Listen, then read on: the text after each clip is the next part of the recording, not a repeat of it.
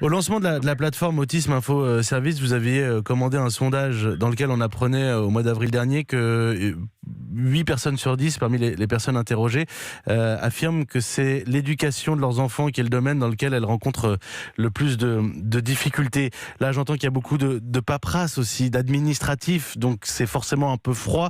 Ça manque, permettez-moi, d'humanité, tout ça ? Peut-être. C'est l'encadrement. Évidemment, hein, on remplacera jamais autant qu'une grande famille chaleureuse qui sait s'occuper des gens les plus fragiles au sein de la fratrie.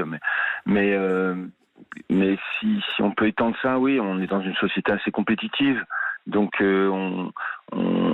pour essayer de remplir cette chaleur familiale, il y a une espèce d'aide sur lequel donc on se retrouve dans quelque chose d'un peu administratif, oui, évidemment. Moi je dis ça parce que je voyage beaucoup et quand je voyage, je vais dans des pays, là je reviens du Brésil et je vois la façon dont on inclut le handicap dans la famille. Il y a beaucoup moins de structures pour les handicapés, mais il y a la famille qui compense.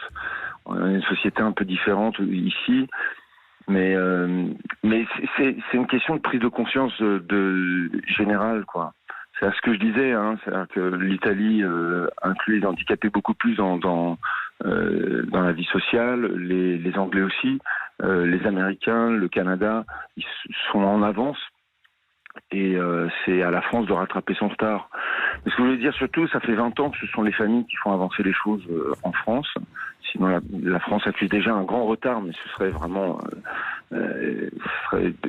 bien plus l'écart serait sans les parents, bien plus. Ouais. Et donc là, si on a monté Autisme Info Service, c'est aussi une réponse à quelque chose, un outil qu'on attend depuis 20 ans. Alors c'est vrai que là, on est sur un gouvernement qui décide de faire des efforts et de rattraper ce retard. C'est génial, mais c'est vrai que ça doit se faire aussi avec la concertation des parents qui savent exactement quel est leur besoin et quelles sont leurs attentes. Donc tout ça doit se faire en concertation pour que les outils soient le mieux adaptés possible. On va suivre évidemment l'application de ces annonces de Jean-Michel Blanquer qui semble en faire un enjeu, qui organise un déplacement en ce sens avec la ministre en charge du handicap aujourd'hui, Sophie Cluzel. On va suivre évidemment tout cela de très près. Samuel Le Bihan, votre fille, elle a quel âge ? Elle a 7 ans. Elle a 7 ans.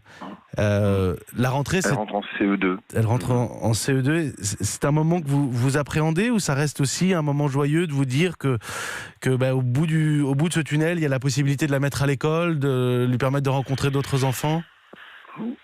Ouais, c'est-à-dire que c'est...